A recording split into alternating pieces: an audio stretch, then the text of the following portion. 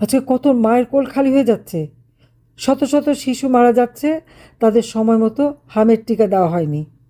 কোভিডের সময় একদিকে যেমন আমরা কোভিড ভ্যাকসিন দিচ্ছি, অন্যদিকে শিশুদের যে ভ্যাকসিনগুলি সেই হামের জন্য, তারপরে ডিপিটি মানে হুপিকপ, তারপরে জ্বর, সর্দি কাশি যা কিছু সব, এমনকি যক্ষা, প্রত্যেকটা টিকা আমরা সময় মতো দিয়েছি। ভিটামিন এ ক্যাপসুল খাইয়েছি আমরা, এমনকি কৃমির ওষুধ পর্যন্ত খাইয়েছি।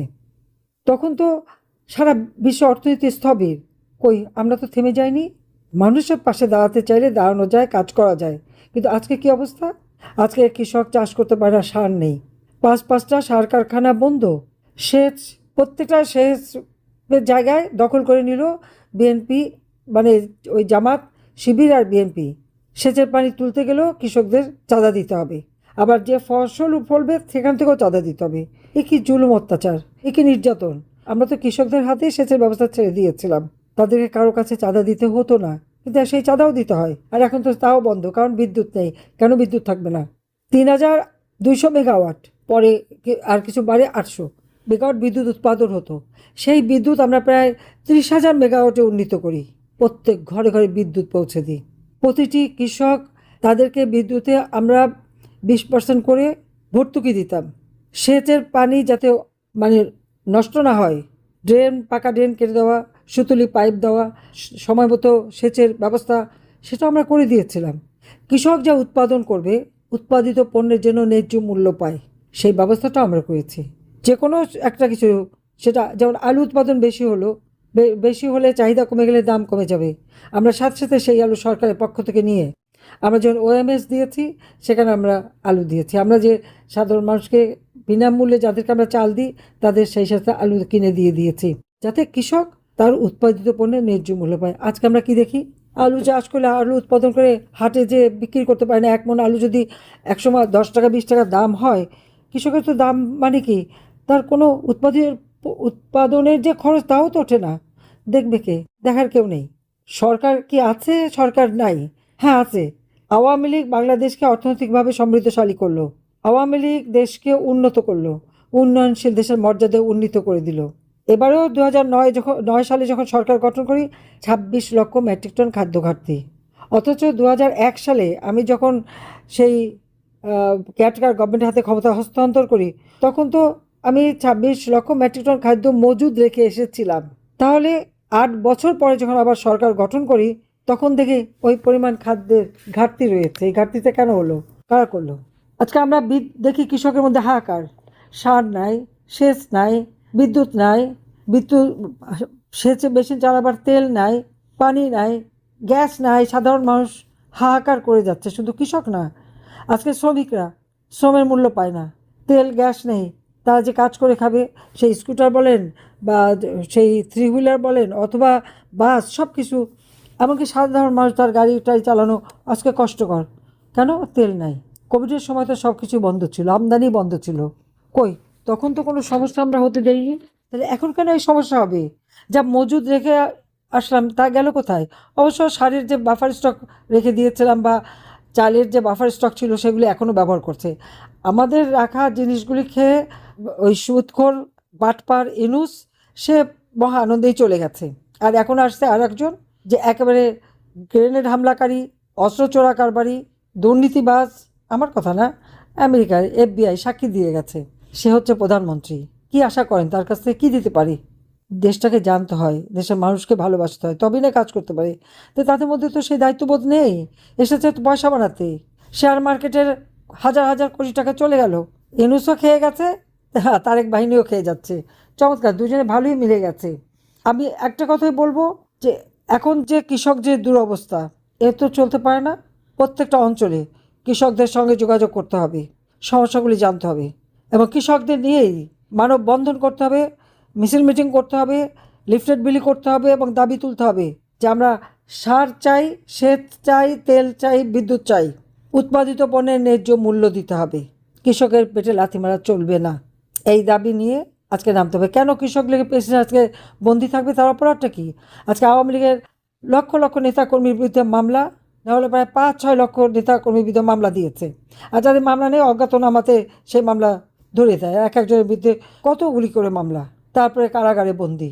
মুক্তিযোদ্ধা, প্রেসিডেন্ট মেম্বার অথবা এমপি, মন্ত্রী যারা যুদ্ধ করেছে, যারা দেশ স্বাধীন করেছে, আরে দেশটা স্বাধীন হয়েছে বলেই না এরা এত পদ পাচ্ছে, এত কিছু পাচ্ছে। আজকে সেই যারা স্বাধীনতা এনে দিল তাদের হাতে হাত করা ছাত্রলীগ, আমাদের অন্যান্য নেতাকর্মী, তাদেরকে অযথা ডান্ডা বেরি পরিয়ে নির্যাতন করছে, সেলে রাখছে। জেল কোর্টটা পর্যন্ত মানে না, জেল কোর্টও ওরা মানে না। আইন নাই, আদালত নাই, থাকবে কোত্থেকে? হিন্দুজ ক্ষমতা আসার জন্য সাথে সাথে লাঠি সোটা নিয়ে চিফ জাস্টিস থেকে শুরু করে সমস্ত জজদের পদত্যাগ করায়। আর স্কুল, কলেজ, ইউনিভার্সিটি দেখা যায় ছাত্ররা শিক্ষকদের মেরে ধরে তাদের পদত্যাগ করায় বা তাড়িয়ে দেয়। একদিকে এই সমস্ত ছাত্রছাত্রীদেরকে বেয়াদব বানাচ্ছে, তাদের ভবিষ্যৎ অন্ধকার।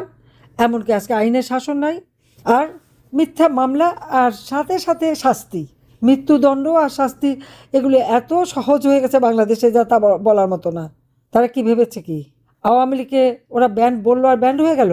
কারা ব্যান্ড করে আওয়ামী লীগকে? যারা অবৈধভাবে ক্ষমতা দখলকারী, মানুষ হত্যা করে। তারেক লন্ডন থেকে বলে লাশ ফেলেন, সরকার পড়ে যাবে, আর ইউনূস লাশ ফেলে। চমৎকার কম্বিনেশন দুজনের।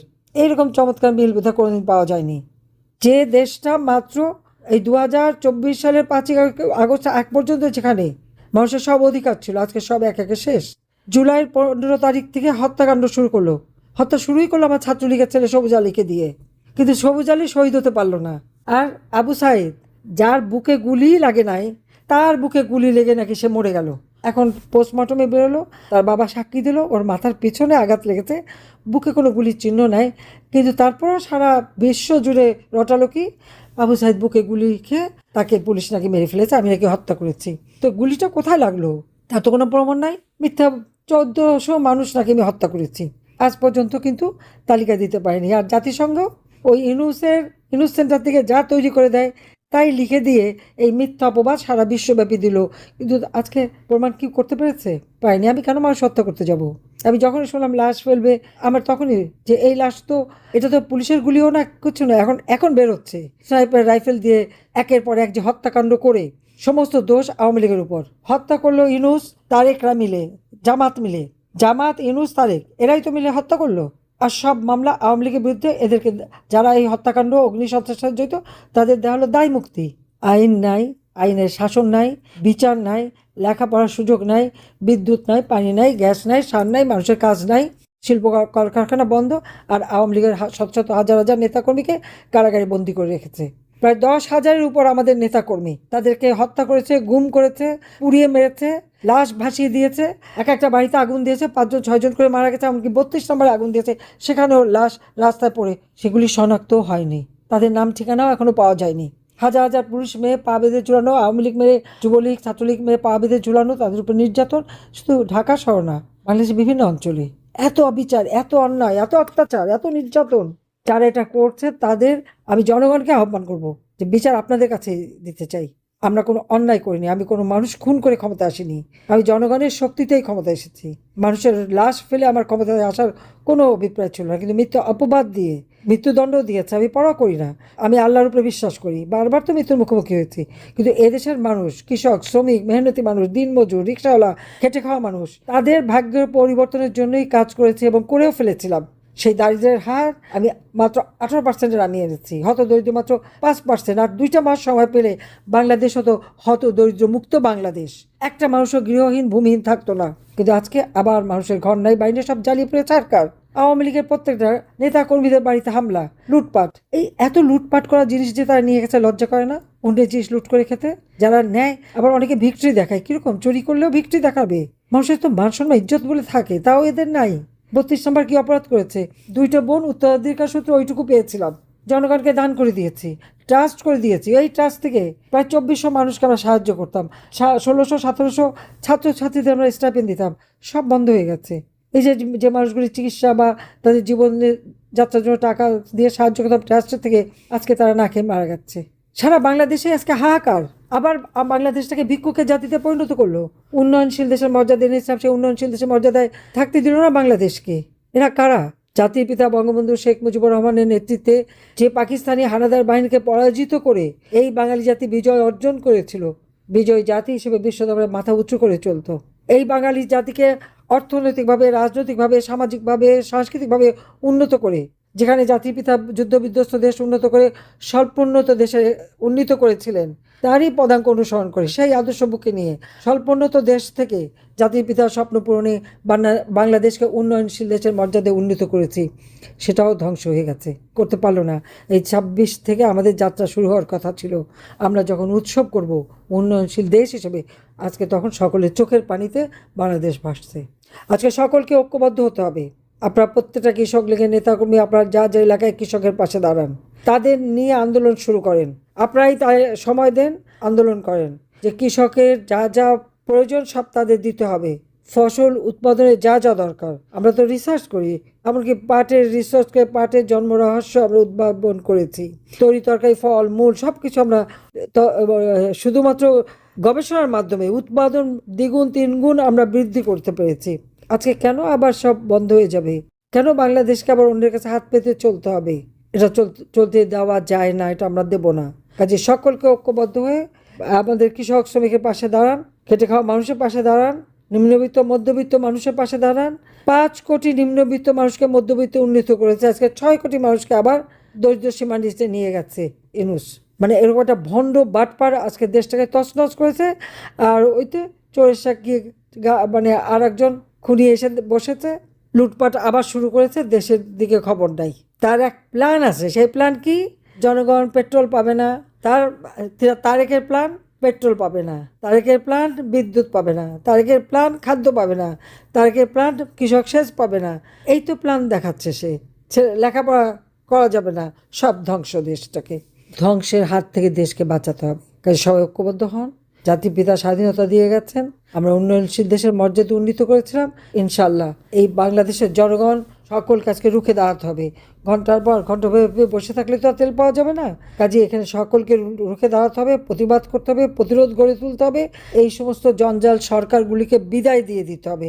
একমাত্র আওয়ামী লীগ পারে এদেশের মানুষের সব সমস্যার সমাধান করে আবার মানুষের জীবনে শান্তি, নিরাপত্তা, উন্নতি নিশ্চিত করতে, এবং সেটাই আমরা করব ইনশাল্লাহ। কৃষক লীগকে অনেক ধন্যবাদ। এই সংগঠনকে আরও শক্তিশালী করে গড়ে তুলুন, কৃষকের পাশে দাঁড়ান। সবাইকে ধন্যবাদ। জয় বাংলা, জয় বঙ্গবন্ধু। বাংলাদেশ চিরজীবী হোক। খোদা হাফিজ। আপা আপনাকে অশেষ ধন্যবাদ।